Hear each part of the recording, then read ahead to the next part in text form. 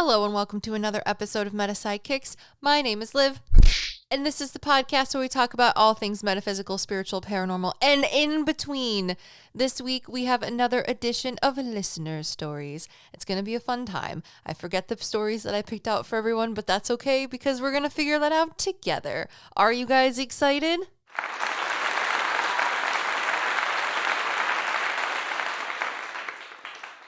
Excellent. Before we get into this week's stories, for all of you that may be new listeners, welcome! We're excited to have you here. If you're new to listening, let me introduce myself again. My name's Olivia. My stage name is Liv. You know, it's one and the same. It's a nickname. It's a fun time. I am a psychic medium. Sounds crazy. I know. It freaks me out, and I don't think it ever will not freak me out. It's just an odd part of myself that I've come to accept, even if I may not all the time always understand it. And unlike other podcasts that talk about paranormal, spooky encounters as listener stories sent in by you, the listeners, I'm going to give my best shot as a psychic medium of giving you what I see, what I perceive in the spiritual realm of things given these listener stories, as well as just my own 2 cents, I guess, from experiencing my own paranormal things and just how my brain works to try and rationalize things anyways. So that is the caveat when it comes to the Meta PsycKicks listener story. And I think it's a fun time. It's always interesting reading people's stories and seeing what actually pops out to me, honestly. Let's be real. So that's what we're going to be focusing on today. Sharing listener stories and the insight around what could be possibly paranormally happening.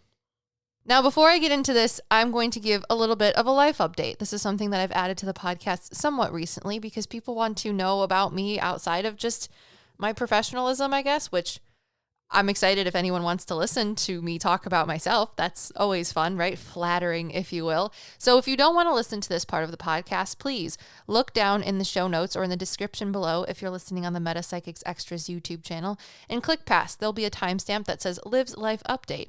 And then past that will be the beginning of the listener stories. So if you're not interested in listening to me talk about me, which is understandable, you can click past that. Do so now. If not, this is what I have to share with you all. So my husband, I've talked about this I've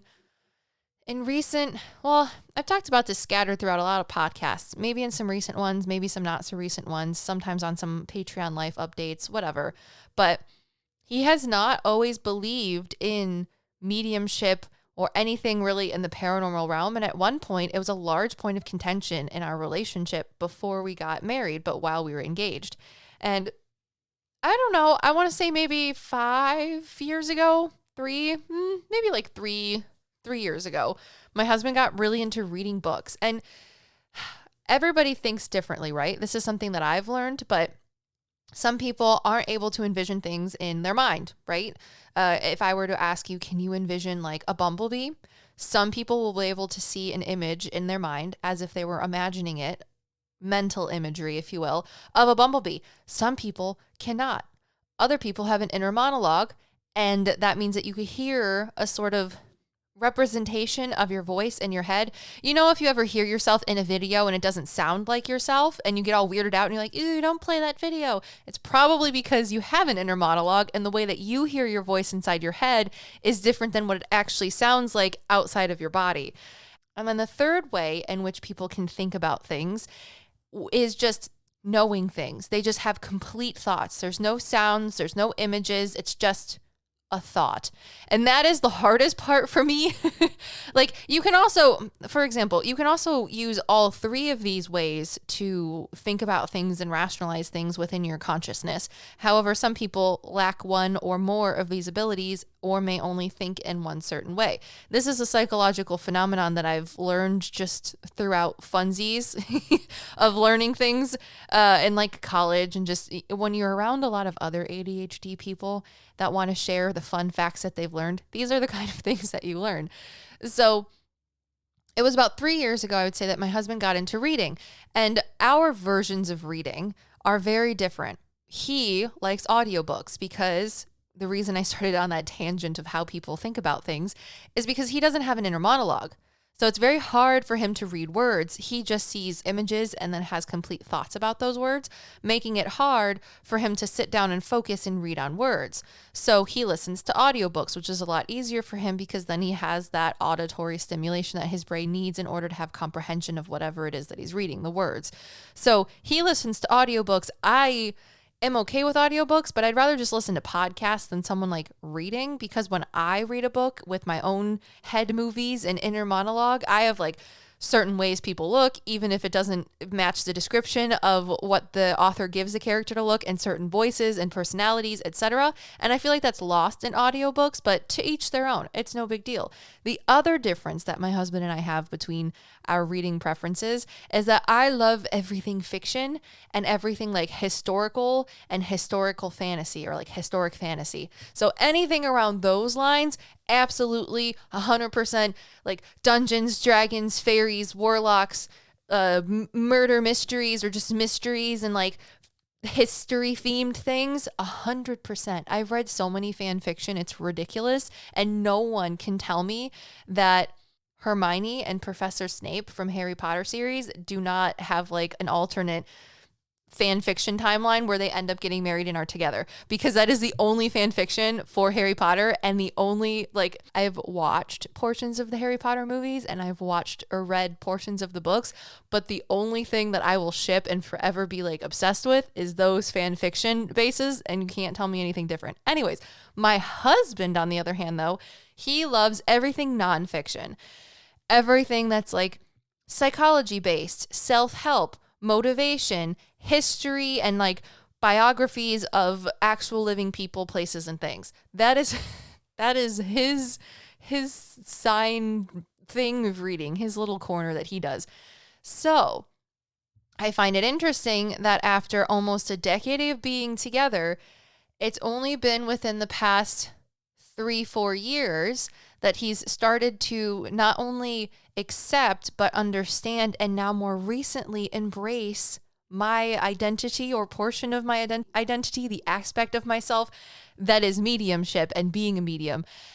And it's been an odd adventure, honestly. I mean, we started out with like me telling him that I was going to start Meta PsycKicks with my business partner and my best friend, and him being like, well, that's a whole bunch of hokey BS. To him being like, well, it seems like you're helping people with the stuff that you're doing. So even if I don't believe in it, at least you're like doing something positive and creating a business for yourself. To now, he's telling me that he's been listening to Carl Jung's audiobook, and that he believes that Carl Jung was a medium that didn't know that he was a medium and was just embracing spirituality, but through his like memoir, I guess. He says it's called The Red Book. I'm not entirely sure. I only know of Carl Jung and like certain aspects and things that people have quoted to me about him, but I've never actually sat down and read the books myself like my husband's doing. And he says that Carl Jung is a medium, and through listening and reading his book, he's like, he's like, I understand so many things about you, and all the stuff that you've been telling me over these years actually makes sense. I'm like, what? And that's my life update. My husband came home last night and I was sitting on the couch. He's been very overwhelmed with work and just balancing and learning how to expand and strengthen myself as a businesswoman and a mom and a wife. And I just needed a break. And he came in and I'm sitting there with my son. We're eating dinner, watching 101 Dalmatians. And my husband starts telling me, he's like, did you know that your inner God, the God that you should be praying, the part of your soul that is within yourself is actually masculine?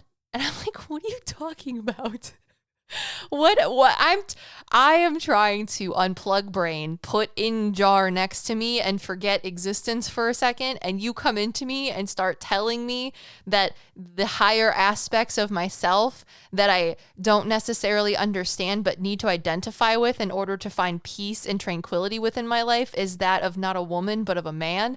And then he starts spitting some fire about how he has this inner child that is female. He's like, because since I'm a man, then like my higher aspects, the higher gods that I need to pray to within myself are actually feminine. And I'm like, what are you talking about? Are you talking about like past lives? Are you talking about like your higher self? Because it sounds like you're talking about your higher self, but you're telling me that my higher self is masculine, but I think that my higher self is feminine. So what are you talking about? He's like, I don't even know. He's like, I'm just telling you right now that this is what I read. And based on the things that Carl Jung was talking about in his book today while I was working, I just know that your higher God inner self is a man and mine is a woman. It's like, okay. And I don't know. And now I want to read this red book from Carl Jung that my husband's been reading because he's just been coming home and telling me like certain little anecdotes here and there and just telling me that he now understands so much more about me based on the things that I've been telling him from my experiences as a medium, that he's been able to cross-reference and see in a different perspective because this man named Carl Jung talks about similar things too. And I'm like, well, that's pretty nifty. And he's like, no, you don't understand. It's so cool. I'm like, okay. So it just, I don't know. Our relationship is changing, and it's been interesting to just like watch the development over the last decade of our relationship up until now with so much trials and tribulations with just spirituality. And I don't know, everyone's spiritual journey is different. And I feel like everyone is always going to be embarking on a spiritual journey. Sometimes you can even call it, a lot of times we've referenced it as a spiritual awakening. But ever since we made our first video on YouTube about spiritual awakenings and what they are, et cetera, I've just been learning that life is one giant spiritual awakening that is tandemly happening and coinciding with new ones that are starting, as one is ending and another one's beginning, and one's not quite ended, but another one is beginning. And it's just like, what necessarily is a spiritual journey if it just means that, or seems like life itself is just one giant spiritual journey that you can maybe just like compartmentalize or segment into different chapters, but it's all just one continuous book. Anyways, that is my life update for this week. I know it's a little discombobulated and jumbled, but I don't really have anything super exciting going on in my life. And when my husband came home last night and started spitting that spiritual fire at me, I was like, maybe I should share this with other people and it'll help them maybe bridge a gap between their and their significant others' differences in spirituality or understanding of spiritual things. So anyways, thank you all for listening to my life update. Let's get into this week's listener stories. So our first listener story this week was sent in by Kayla. Kayla says, I hope you're doing well. I want to preface this by saying that although I was brought up in a very religious household, Seventh-day Adventist, I have always believed in the paranormal and metaphysical things. I am always watching and reading spoopy and magical material. This year, I've been more intentional about expanding my knowledge on spirituality and understanding the world around us. I found your YouTube channel first before the podcast, and you have immensely been helpful in this process. I can without a doubt say that I'm experiencing a spiritual awakening. So far, during this process, I have experienced a few things and would love to hear your opinions on them. The first story of the two stories that Kayla sent in is titled Cloaked Spirit. And Kayla says, as previously mentioned, I have always enjoyed the paranormal. I've always loved horror movies, gory things, and haunted stuffs. I've never gotten too spooked because I thought most of it was fake for entertainment purposes. However, 15 to 16 years ago, I was in high school at the time, I watched The Exorcism of Emily Rose and got the shit scared out of me. Although terrified, I eventually fell asleep. I woke up sometime later to a dark, cloaked figure standing at the end of my bed. It didn't move or speak. It just stood there. Thinking back, it was rather large or larger than a human frame, and no features were showing. It felt ominous and intimidating. I stared at it for what seemed like a very long time and eventually ended up covering my head and falling back to sleep. I didn't sleep well for almost a week but never saw the figure again. I was living at my mom's house at the time, and although this is the only full-body apparition I ever recall seeing there, I used to see all manner of shadows and feel a very overpowering presence at night from time to time. All things considered, I feel as though the hooded cloak may have been a manifestation of my own fear due to the movie, but it would be interesting to hear your own thoughts. Should we talk about that story first and then the second story, or should we talk about the second story and then both of them? Let's talk about the first story first, and then we'll go to the second one. Okay, so the cloaked spirit. All right, guys. We've talked about this a couple times in other podcasts. Actually, many times in other podcasts, let's be real. But if you're a new listener, let's break this down. The cloaked spirit. I have never watched The Exorcism of Emily Rose, but I don't think I need to because, one, horror movies terrify me. I have not watched a lot of horror movies. I've watched probably the same amount of horror movies that I can count on one hand, maybe less than 5 in my entire life. And they don't do good for me. I don't do well with seeing things like physically that are disturbing. It's just not my forte. Like, I will listen to true crime podcasts, but I will not watch true crime TV because it's too much for me. And I usually predict the plot or the things that are about to happen in scary movies if I watch them. And it's one of my coping mechanisms, I think, when I watch these movies, and then I'll say it when I'm watching them with other people, and then the people that I'm watching them with get very annoyed with me. But I did watch, I think it was Disturbia, the movie, when I was very little, and the serial killer that lives next door that like puts bodies in his wall looked exactly like a teacher that I had in middle school. And the entirety of all of middle school, I never walked down that hallway where that teacher would stand outside his room every day to like greet students. And I never had a class with him either, which is very lucky.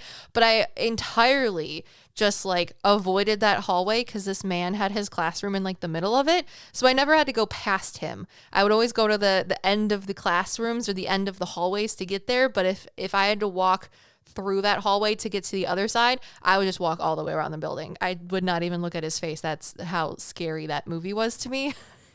So I stay away from scary movies. Given that, when you watch scary movies, I'm not saying that there are things around you. How do I explain this? There aren't things around you that are going to okay.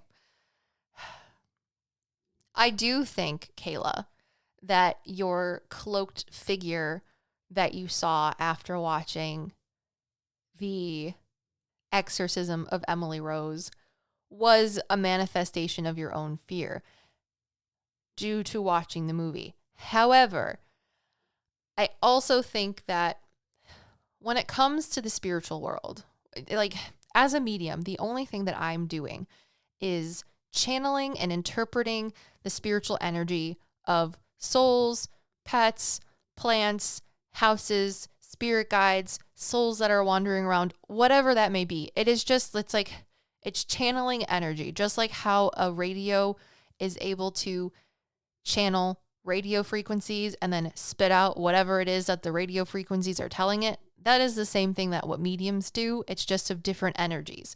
So there are going to be energies existing naturally in our environment that are more attuned to lower vibrational things that people would quantify as like poltergeists, nightmares, whatever else spooky things that people have been able to quantify and dictate these energies as. And if you are watching a scary movie that is kind of like a beacon or like a dog whistle, if you will, for scary things like that, then they're going to be drawn to you because of your energy that you have after watching a scary movie like that in order to feed off your energy. You know, like how the Dementors in Harry Potter go towards people and like steal their essence? When you are scared and a negative entity is around you, what perpetuates their existence is feeding off the energy of your scaredness. However, if you're not scared or you don't believe in those things, then you're not going to be offering energy to those negative frequency vibrational entities, whatever you want to call them, demons, poltergeists, whatever names people have given those entities, you're not going to attract them. However, if you watch a scary movie though, and then you have nightmares, there's one of two things happening. One, you actually are just having scary dreams because your subconscious is trying to process the material that you just watched, basically. So you can just have normal physiological, biological, psychological, whatever you want to put it under, nightmares because you watch something scary. But on the spiritual side of things, there is instances where you can attract things within the spiritual environment around you naturally that are going to help make your life seem a little more scary. So I think in this instance, because you were clairvoyantly perceiving this entity, it could have been something that was manifested or brought about by your negative emotions from watching a scary movie. I hope that answers your question. Because if you talked about like having a dream specifically afterwards, I would dictate that more so as your subconscious trying to process the dream. But I think this whole like seeing this scary thing might have been something that you manifested from your own fear of the movie. And when I say manifested, I don't think you created it. I just think you attracted whatever this thing was to try and get a couple spoopy energies out of you. It's kind of like your scaredness is like the CC's pizza for scary things. You know, they're like, the buffet. This one tastes like the scariness that comes from watching The Exorcism of Emily Rose. And this thing in the middle of your room, this cloaked spirit was like, that's the mac and cheese pizza of scariness that I'm looking for. So I hope that answers your question, Kayla. Moving on to Kayla's second story. So Kayla's second story is titled Nightingale.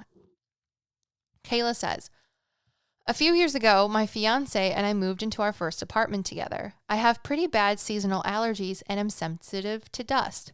One night, as we were both laying sleeping, I began to cough. I don't know how long or how hard I was coughing, but I don't recall feeling as though I was choking or in considerable discomfort. However, as I lay coughing, I woke up to my fiance hitting me on the chest as if to help with the coughing. It startled me initially, and I started to come to and calm my cough. He immediately fell back and went still. I called his name several times loudly, shook him, and tried to wake him, but he did not budge. He made zero noise throughout the whole process and did not recall helping or waking up the next morning. It unnerved me slightly because he is a very deep sleeper and does not typically wake for anything. After he went still, the room felt a little uncomfortable, as if someone was just waiting around. So Nightingale, night nurse, or my fiance subconsciously helping me out? What do you think? Okay, so when I'm reading this story, it makes me think about my husband. My husband is a very deep sleeper, but he's also the person that when you try to wake him up, he starts like swinging you down like he's some angry person. And in the like normally my husband is not a mean, confrontational or aggressive person, but Sleeping Bradley is an MMA fighter. I mean, like if I try to wake him up, this dude throws elbows like he's out in the streets, and I can't deal with it. So when I read this, I feel like he was subconsciously helping you, or he was dreaming when he was helping you. I don't know. I feel like something happened with him more biologically, not spiritually, of when you were coughing, it may have done something when he was sleeping for him to help you and not remember it because he was doing something in the dream that his brain listened to you coughing and was like, oh, we're going to actually physically do something about it. Hence why he didn't wake up and also doesn't remember. But for the uncomfortable presence that you felt just like waiting in the room, I don't know. I feel like that might have been separate from the encounter, but I also I'm not sure. See, and I'm going to give you my best take on it, but mediums don't know everything. That's why when people are like, can you tell me the winning lottery numbers? No, because if I was allowed to know the winning lottery numbers, I wouldn't be here. I'd be somewhere else. But I don't, when I try to put on my mediumship hat for your question for why why everything felt weird in the room, that might be separate from the encounter of the dream. It might just have been, because again, like we talked about for your first story, Kayla, there are things spiritually that exist in our natural environment. So those things can be negative vibrational things. So like skittery stuff, demons, whatever you want to call them. I just call them like lower vibrational entities. But you can also have human souls as well that just exist and are transiently passing by, or things that are more conscious energy things. So many things to talk about, like fae beings. There are more like energetic entities that are associated with houses, like house elves. Very odd topic. That's not what we're talking about. But other things can exist in the natural environment, and that may have just been something that you, because you were in that sort of waking dream state, when you wake up out of a dream like that, I feel like your senses are heightened in a way, in a sense, quote unquote. And you may have just been perceiving something that is separate from the experience that you had, but is also metaphysical in nature in and of itself, even though your husband trying to help you in a sense when you were coughing, even though it doesn't seem very helpful from your story, is separate from whatever it was that you were perceiving in the room. That is going to be my final answer, just because I don't think it was a nightingale, which I never heard about, because I was like, isn't a nightingale a bird? So let me tell you where the nightingale lore comes from that Kayla's talking about.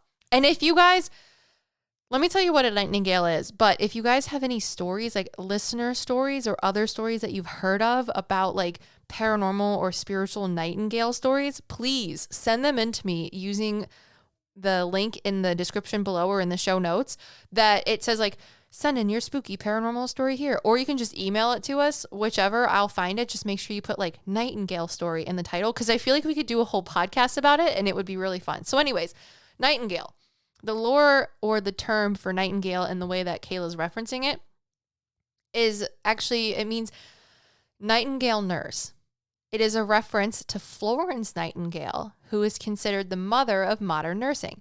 So Florence Nightingale's work and legacy include, according to a quick Google search, she was a nurse in the Crimean War. So in 1854, Florence Nightingale led a group of nurses to care for British soldiers of the Crimean War. She is known as, quote, the lady with the lamp, for carrying a lamp to check on patients at night. I just like, ooh, how many stories is there of like a lady with a lamp that could be paranormal stories? I'm like, I read that and I was like, oh, there's got to be so many like nightingale stories out there now. And now I just want to read all of them to all of you. But anyways, more on Nightingale. So she also improved conditions. Nightingale's focus on cleaning and hand washing improved conditions in the hospital. Her statistics on the impact of unsanitary conditions led to the creation of a royal commission to improve the health for British soldiers, which is fabulous. Fun fact, ADHD fact from my experience going to school for science, Listerine, the guy, I forget his name, but it was like Dr. Lister. He was someone too that helped improve sanitary conditions in the medical field, because he figured out that using like alcohol and soap killed germs and allowed patients to not get like gangrene or terrible infections after surgery and like operative things. And that is the person, I believe, who helped to create Listerine, which is like what you use for your face now for bad breath and mouth washing hygiene. So anyways, just weird fun facts. More on to Nightingale. So Florence Nightingale also formalized principles. She formalized principles for proper patient care, including hygiene, cleanliness, nutrition, warmth, fresh air, quiet, confidentiality, trust, and empathetic care. And many of these principles today are still used by nurses. And her legacy, she was given a medal, or there was a medal created in her honor by the International Committee for the Red Cross to honor specifically exceptional nurses like her. So International Nurses Day is also celebrated on Florence Nightingale's birthday. The Florence Nightingale Museum is also located at the site of the original Nightingale Nurse Training School, which is just really freaking cool. So I don't know. I just really like that. So Kayla, I think your experience with your husband was more so just literal, not spiritual. But I do think that because you woke up in that heightened state of awareness, you did perceive something separate that was just honestly standing in the corner. But because of your use of Nightingale, I need Nightingale stories, guys. I really just, lady with the lamp, I can't. There has to be so many cool stories for that. Anyways, and I'm not saying all of the like lady with the lamp stories is going to be Florence Nightingale, but I mean, given her impact on so many other people and just like the perception of it, there's got to be some cool stories. Okay, anyways, the next and final story from Kayla is the Sepia passenger. Kayla says, a few months ago, I was driving past a cemetery and thanking my spirit guides when I suddenly saw, in my head, a man in the seat next to me. I was looking through my rearview mirror at the time, but I clearly saw a man's forehead and only his forehead. No eyebrows or any other discernible features.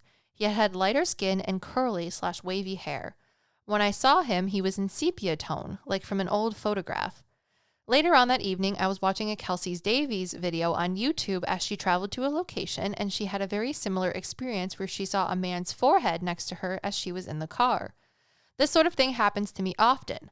I will have a small glimpse of a dream about something, and it will end up being a reality or an experience that is shared by me with someone else. I know this is quite long, but thank you for your time, and I hope you have a wonderful week.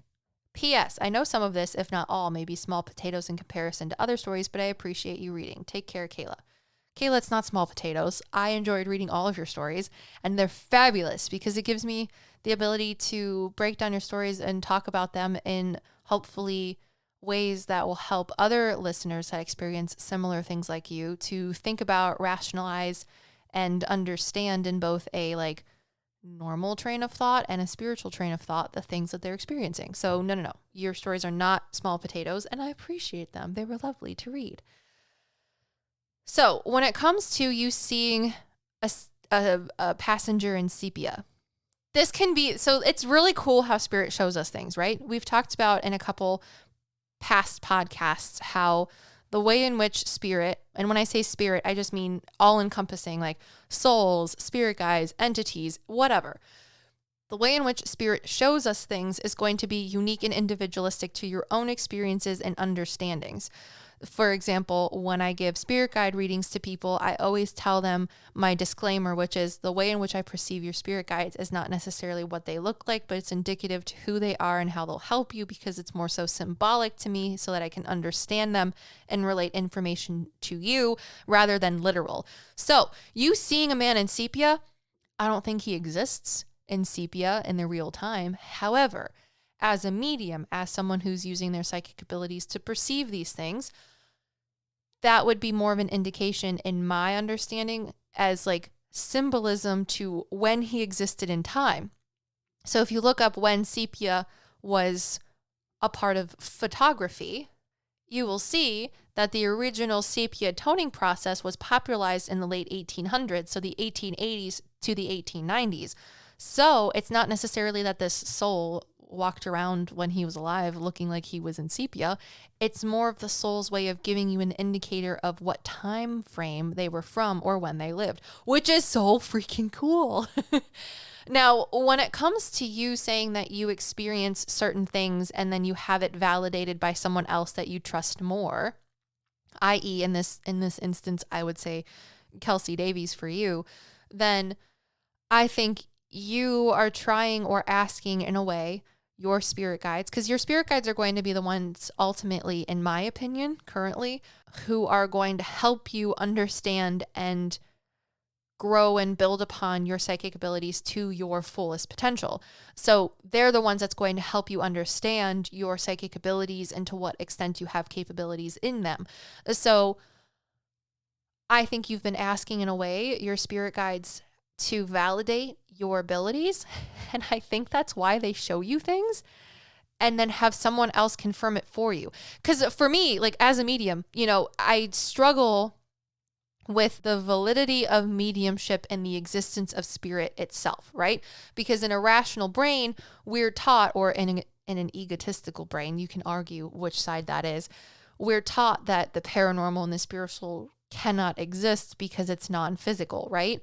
However, it is through readings that I do that I get validation that the things that I see in my head are not just random. They actually do coincide with someone's past loved one and the things that they have to say to the person that I'm talking to in private readings. If I did not get that validation, I would just be like, well, I have these things that pop into my head and they're not there all the time and they don't have anything to do with me, so I'll just let them go, But they have to coincide with things. And when I get that validation from talking to another person through readings, that the things that pop into my head aren't just nonsensical, then I'm able to be like, okay, so mediumship is real. I am a medium. I am talking to a cat. I am talking to this person that passed away in 2015, whatever.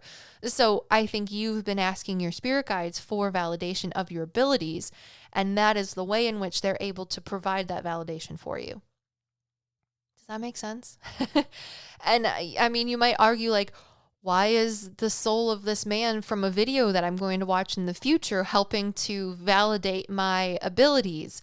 Well, a lot of times people ask me, well, how is it that you're able to do reactions to videos on YouTube? And how is it that you're able to talk to dead people through Zoom? And how is it that you're able to do email readings? Like, don't I need to be physically present for you to talk to my past loved ones or my cat? Or have you talked to my spirit guides? And the answer is no, because when we are past, we are no longer bound by physicality. So the Sepia man, the soul in Sepia, is able to know, see, hear, and feel everything. And if he so chooses, can work with your spirit guides in order to help validate your psychic abilities and your mediumship for whatever reasons. It's just something he's able to do.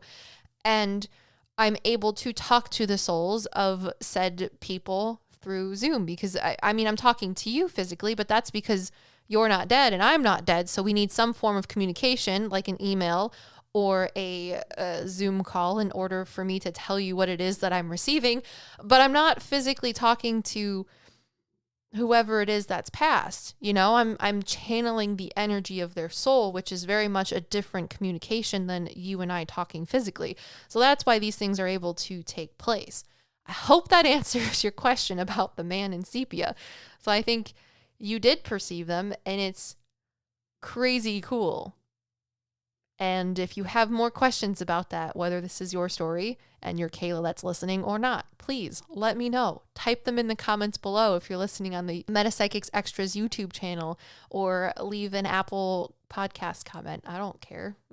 Tell me your questions. I'm here to answer them. So those are Kayla's stories. Moving on to the next story. Our next story was sent in by Shy, specifically Shy, which I appreciate. I thought it was really cute. Shy's title of their story is I Was Pushed Into the Wall by the Hatman. Shy says, hi, you can call me Shy. Maybe it's Shay. I think it's Shy. SHY. Anyways, Shy says, I've been listening to your podcast for a while now, and it's helped me feel less crazy. I've had abilities for as long as I can remember, but thanks to how I grew up, there has always been that question in the back of my mind. Is this real? Which, with everything I've experienced, shouldn't be, but it is. Anyways, like I said, I've experienced a lot of things and I've got a lot of stories, but this is the one I think that changed everything for me. It was when the Hatman appeared. I think I was 14 when I first saw him, but not where you would think. He didn't appear to me in a dream or at the end of my bed during sleep paralysis. He hung out in the hall next to the bathroom. Every time I came out of my room, he was there, standing in the corner. At first, I didn't really look at him because I got this awful feeling being out of my room and feeling like I wasn't allowed to look at him. It got to the point that I wouldn't come out until I got the hall light on. I basically became a teenager that was scared of the dark. The couple of times I did get glimpses of him, I could very clearly see a shadow that was much darker than anything else around it. You could see the shape of a hat on a tall figure and possibly the outline of a trench coat. For a while, he didn't really do anything other than make me feel bad, and any time I needed to go to the bathroom or to the kitchen at night. But slowly things started to change. I could feel something watching outside of any window or mirror I was near once it was dark, and there was a heavy feeling throughout the house. I only felt safe in my room. I couldn't even take a shower at night because there was a window in there. And one night, while I was taking a shower, I heard something knock hard on the window.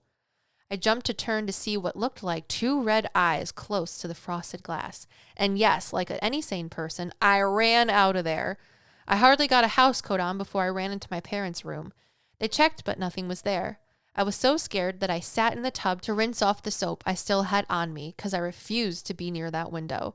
I took showers at night like this for a long time after my encounter. There was also a time when I went out to the laundry room to get some clothes for the next day. I could feel something staring at me from the outside of the window I was next to, but I tried to ignore it. While I was standing there looking for the clothes, the heavy feeling came over me, and it built until the window rattled violently. Once again, I ran to my parents, and my dad told me there was nothing there. My dad didn't believe in ghosts or anything like that, So every time I told my parents what happened, he would get annoyed at me and tell me it wasn't real. I started to believe that maybe it was in my head. So one night I decided to see if it was just my mind playing tricks on me or if something else was there. I went out into the hall without turning on the light, and I made myself look at the shadow that had been standing in my hallway every night. It was the first time I truly knew it wasn't just a shadow or my imagination. It looked solid and felt like someone was really standing there. While I was staring at it and going, "I told you so," to my dad in my head, I saw him move. He's never moved before, this hat man, and I realized I couldn't move now. I was stuck in the hall. I couldn't run back into my room, and I couldn't turn around to get the light on. I don't know if it was just fear or if he somehow paralyzed me. I watched as he came at me, and I could see this big claw-like hand reaching out towards me. I didn't know what happened after that, but the next thing I did know, I was up against the wall, letting out a breath I didn't know I was holding in. It was one of the scariest things I've ever experienced, and I stood there frozen for a few minutes, trying to process what had just happened. After that night, even though I felt watched and that heavy feeling was still there, I didn't see the hat man in the hallway anymore. The windows never knocked or rattled again. I believe my house was haunted before this, so was this the hat man or maybe something else? I'd love to know what you think. P.S. My worst fear happened while writing this, and a spider crawled on me. I don't think he likes me talking about this. Shy. Okay, Shy, there's a lot to unpack here, so let's break it down. Is your house haunted? Possibly. Is everything haunted? Also, we can argue that point to be possibly. Because, we exist, the spiritual exists, everything is sort of in this parallel that runs adjacent at times to one another. So just, is your house haunted? Is everything haunted? Anyways, I'm being silly here. So when it comes to the Hat Man, I mean, the instance in the shower is really scary too. You also are 14. So in this story, I know you're not 14 now. In the story you were. So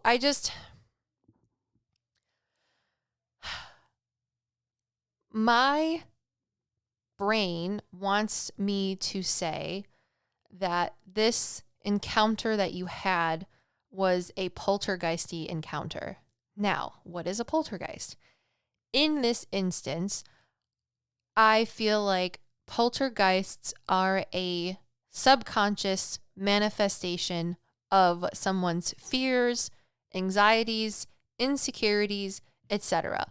So they can be conscious or subconscious. I want to say that poltergeists are mostly subconscious. Let's not say that they're conscious. I don't know how to feel about that statement right now. So poltergeists are subconscious manifestations of fears, angers, emotions, insecurities, etc. And at this point in time, I do feel like you possibly there might have also been something. See, this is the caveat. I feel like your house may have been haunted in the aspect of if you didn't live in your house for a long time, there may have been a poltergeist-y entity that it was already manifested. And when I say manifested, I mean created from the fears, angers, insecurities, and past events of the people that lived in the house before you, i.e. making it quote unquote haunted. Poltergeists are it's a German word and it translates to noisy ghost. So most times poltergeists are transient things that cannot exist forever unless they won't persist past the negative environment, emotions, feelings, etc. that are permeating from the people that exist within the environment that the poltergeist arises from. So I feel like when you say that you think your house was haunted before you moved in, I would agree with that idea in the fact of I think there was some sort of entity which had manifested from the previous owners and interactions and actions and events that took place in the house because of those people that were in the house before you. However, given the time in your life that you were going through, I think this poltergeist was able to try and manifest itself to project upon you. Not to say that you were giving or creating bad things from your energy.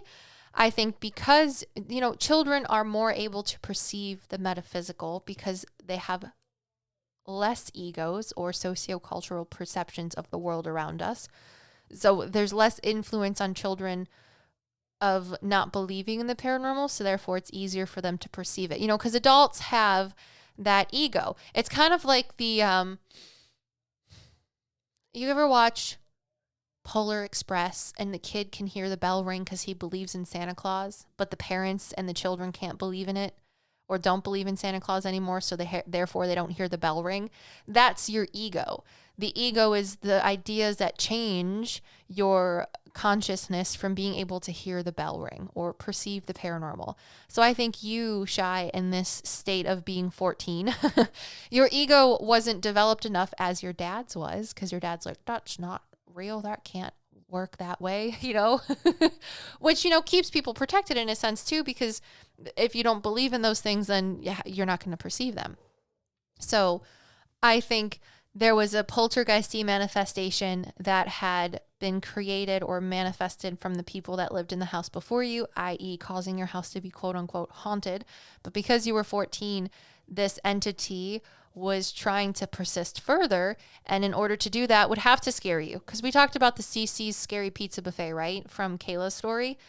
That is what this hat man was trying to do in your instance. But I feel like at some point in time, you were more so protected by your spirit guides and the spirits around you and yourself that changed. And that is why the feelings lessened over time and you weren't as influenced by this hat man any longer after that one sort of interaction that came to a head, which is absolutely terrifying. You talk about how you were so scared that it felt like you couldn't move, or you thought this hat man had made it so that you couldn't move. I don't think that the hat man made you so that you couldn't move. I think you really were just that scared. Because I don't think an entity like that could have that much power over you, in my own opinion, just from reading the energy of the story to the best of my abilities. I feel like you were protected in an instance, and after that, nothing else was allowed to persist further because of spirit guides and souls around you. But I've had so many dreams where I get really scared in the dream that I can't run. I always have this one reoccurring dream, and I haven't had it in a while, but I'm leaving a movie theater with my mom and my brother, and every time there's something bad happening in the movie theater and we have to run away from this bad person, otherwise they're going to get you. And I'm trying to run out of the movie theater and into the parking lot. And it's as soon as I hit that area of sidewalk that drops down a step to into the parking lot to run to the car and hide, I can't move. I freeze. It's I'm paralyzed with fear. And when I read your story and ask about the spiritual plausibility of the quote unquote hat man being able to make you feel like you can't move or making you not move, the way I'm shown that that's not the case is that they're no, you were just as scared as insert Olivia's dream here.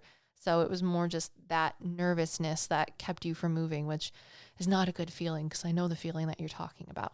So thank you all for listening to this Sunday's podcast. I hope you enjoyed the listener stories, learned something about spirituality or mediumship, psychic abilities, whatever.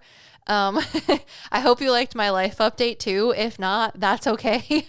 If you didn't listen to it, I mean, you have the chance to go back and listen. See, when I talk about skipping the life updates, when I was a teenager, in middle school, so preteen, teen, there was this girl that I thought was so cool next to me. She was into K-pop, and her mom let her be a vegetarian, and she was reading the Twilight series. So that's when the Twilight Saga books came out, and they were the hottest new thing. And I was I want to read the Twilight books too. And I was able to have her let me borrow the books, right?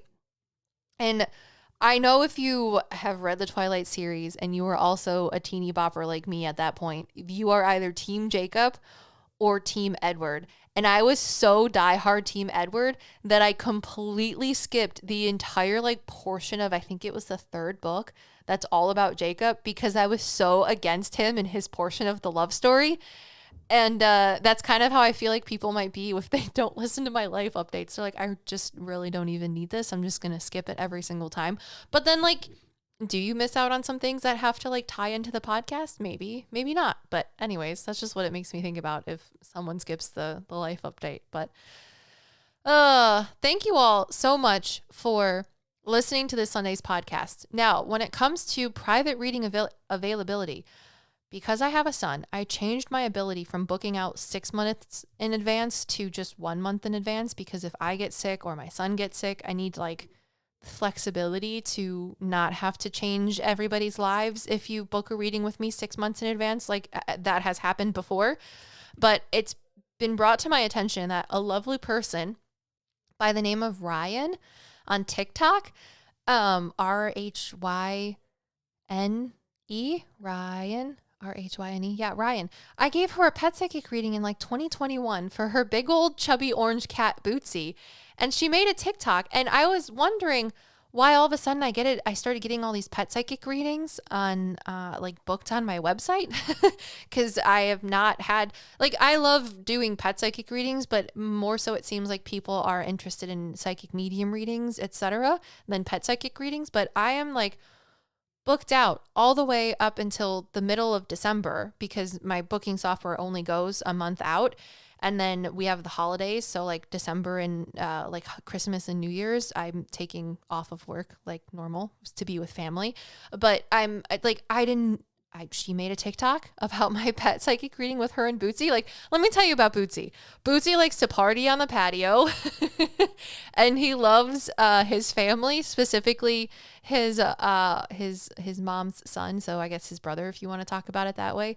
And he's just a very aloof orange cat. He has orange cat vibes, but Ryan was nice enough to make a video so many years later. I looked it up. We had a reading in 2021 because I was like, I remember Bootsy and I remember his story because I thought it was funny that he talked about how he wanted to be out on the patio to party with people more when his family had company over.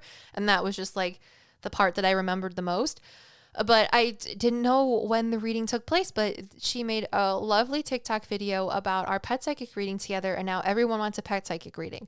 So if you're listening to this and you've gotten this far, there will be more availability. It's simply that my booking software only allows me to book 1 month out, and I don't want to be greedy and just start booking people out even longer, because again, what if I get sick? What if my son gets sick? It's the time where the flu starts to go around and everyone's going to be getting together for the holidays. So I don't want to have a lot of people book readings and then something happens and I have to either cancel or reschedule, and then you're waiting even longer for a reading. So if you do not see availability and you want to book a reading with me, please give my website time. Every day, my booking website will open up a new day and a new day. That's all 30 days out from today. So if I'm still booked up, it won't show up. But if you're looking into like 2026, that's way too long. It only gives you an accurate representation of 1 month from today. So every day that opens up, there'll be new availability. And if there isn't availability today, check back next week, check back in the next few days, and new dates will hopefully open up. But I don't know if any of you, I already thanked Ryan in the comments of the YouTube or the TikTok videos that she posted, because I haven't posted on anything on TikTok in a while because there was all of that stuff saying that like TikTok was going to go away. And I've just been trying to balance so many other things in life that I have like almost forgotten about TikTok a little bit. I'm not going to lie, but it was so nice. And I'm like extremely blessed and thankful for all of the future pet readings that I'm going to have, because I love talking to people's animals. It's going to be great. I'm honestly really excited for it. But I just wanted you guys to know that if you don't see availability for private readings will be coming. And I look forward, if you're listening to this podcast now after watching Ryan's TikTok, I look forward to meeting all of you and talking to all of your animals. It's going to be great. So thank you all for listening, and I hope you have a beautiful rest of your Sunday. Peace.